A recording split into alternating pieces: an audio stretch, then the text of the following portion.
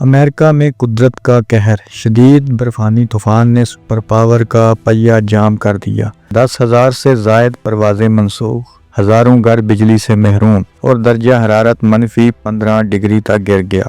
کیا new York اور Boston میں 2024 کا ریکارڈ ٹوٹنے والا ہے؟ نیشنل ویدر سروس کی تازہ ترین رپورٹ کے مطابق نیو یارک، بوسٹن اور اوکلاہوما سٹی میں 12 سے 18 انچ تک برف پڑنے کی پیش گوئی کی گئی ہے، لیکن سب سے زیادہ تشویشناک صورتحال جنوبی ریاستوں کی ہے، جہاں عام طور پر اتنی برف نہیں پڑتی۔ اس تباہ کن موسم نے نظام زندگی درہم برہم کر دیا ہے۔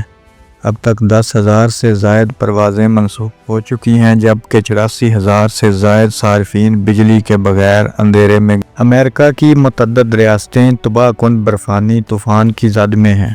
رپورٹس کے مطابق امریکہ میں شدید برف باری اور بارش سے 20 کروڑ سے زائد افراد متاثر ہونے کا خدشہ ہے۔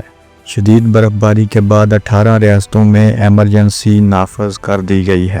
نیو یارک کے میئر نے شہریوں کو گھروں میں رہنے کی ہدایت کر دی، جبکہ 9 ریاستوں میں نیشنل گارڈز کو متحرک کر دیا گیا۔ امریکی صدر نے کہا ہے کہ ریاستی اداروں کے ساتھ مل کر شہریوں کی حفاظت یقینی بنائیں گے۔ طوفان کی زد میں آنے والی تمام ریاستوں سے مسلسل رابطے میں ہیں۔